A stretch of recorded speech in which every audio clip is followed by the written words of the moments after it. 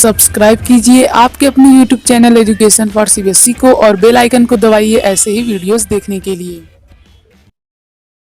तो अब तक हमने फ्रेंच रेवोल्यूशन का इंट्रोडक्शन देख लिया, हमने ये देख लिया कि फ्रेंच रेवोल्यूशन का कारण क्या है। अब मतलब यहाँ पे इन्वायरमेंट कैसा है। अब हम लोग देखेंगे कि क्या कारण था कि रिवोल्यूशन हुआ। देखिए यहाँ पे होता क्या है, यहाँ पे जब वो लुई 16 रहते हैं वो टैक्स बढ़ाने की डिमांड को लेकर के तीनों स्टेट वाले लोगों को बुलाते हैं, फर्स्ट स्टेट, सेकेंड स्टेट और थर्ड स्टेट। जब वो तीनों स्टेट लोगों को बुलाते हैं, वीडियो को पॉज करके लिखते लिखते चलिए, ध्यान रहे। जैसे कि मैंने आपको बताया कि 3 स्टेट लोगों को बुलाया, तीनों को, तो आप लोग लिख लीजिए और इस चैप्टर को एक बार अपने से पढ़ेंगे तो आपको परफेक्ट तरीके से समझ में आ जाएगा। क्लियर। देखिए तब यहाँ पे होता क्या है, जब ये तीनों स्टेट वाले लोगों को बुलाते हैं तो यहाँ पे तीनों आते भी हैं और सभी तरफ से मतलब कि 300 आते हैं फर्स्ट स्टेट से, 300 आते हैं सेकेंड से, 600 आते हैं थर्ड से।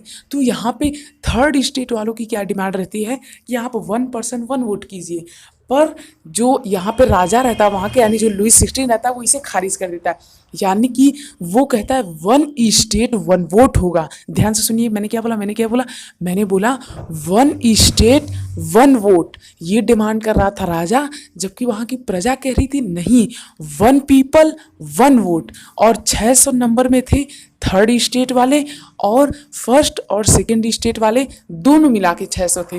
तो इससे कहीं ना कहीं यदि 1 पर्सन 1 वोट होता तो इस थर्ड स्टेट वालों का फ़ायदा होता, और अगर 1 स्टेट 1 वोट होता तो फर्स्ट एंड सेकेंड का फ़ायदा होता। तो राजा ने जब इनकी डिमांड को नहीं पूरी की तब लोग काफ़ी ज़्यादा गुस्से में आ गए और इसका विरोध करना शुरू कर दिए। और जहाँ आदमी लोग विरोध कर ही रहे थे, मेन विरोध कर ही रहे थे, वहीं पे वीमेन भी एक की रोल प्ले कर रही थी इसका विरोध करने में। और काफ़ी सारे अफवाह ये फैली कि अब जल्द ही पूरी क्रॉप को डिस्ट्रॉय कर देंगे वो लोग। और इसी सूचना को मतलब कि जब अफवाहें फैलने लगी, अब भाई आप लोग जानते हैं अफवाह को फैलते और आग को फैलते ज़्यादा देर नहीं लगती, तो अफवाह बहुत ही तेज़ फैलने लगी और इसी वजह से वहाँ के जो लोग थे वो काफ़ी घबरा गए और उल्टा सीधा एक्शन लेने लगे। और अंत में राजा को अपनी पावर गिराने का मतलब कि कंडीशन आ गई और उसे मतलब जो लुई 16 था उससे अपनी पावर छोड़नी पड़ी। सब कुछ समझ में आ रहा है ना? बहुत ही ध्यान से सुनते चलिए, बहुत ही मस्त कहानी है। तो उसके बाद क्या हुआ, लिखते भी चलिए वीडियो को पॉज कर करके। तो उसके बाद क्या हुआ, ध्यान से, 1791 में नेशनल असेंबली बनी जो कि इलेक्ट हुई थी एक्टिव सिटीजन के द्वारा। कब बनी थी? 1791 में। अब जो नेशनल असेंबली थी उन्होंने अपना ही एक कॉन्स्टिट्यूशन ड्राफ्ट किया, अपने ही कॉन्स्टिट्यूशन में उन्होंने अपने अपने फंडामेंटल राइट्स लिखे। अब वहाँ पे वोटिंग राइट के लिए 2 कैटेगरी आई, एक आई एक्टिव सिटीजन, नोट कर लीजिए, दूसरी आई पैसिव सिटीजन। एक्टिव सिटीजन वो होते थे जो लोग 25 साल से ज़्यादा के उम्र के होते थे और आदमी होते थे और टैक्स पे करते थे। क्या कंडीशन थी एक्टिव सिटीजन के लिए?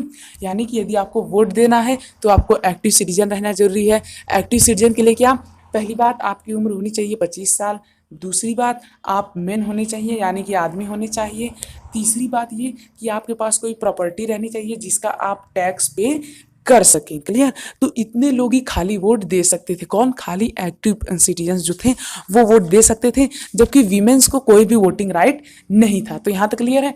तो चलिए अब लोग बढ़ते हैं आगे। इससे पहले यदि आपने हमारे चैनल को सब्सक्राइब नहीं किया है तो प्लीज़ कर दीजिए। अब आप लोगों के लिए इतनी मेहनत, इतनी एनर्जी से पढ़ा रहा हूँ, बिना आपका कोई टाइम बर्बाद किए, तो जल्दी से सब्सक्राइब कर लीजिए।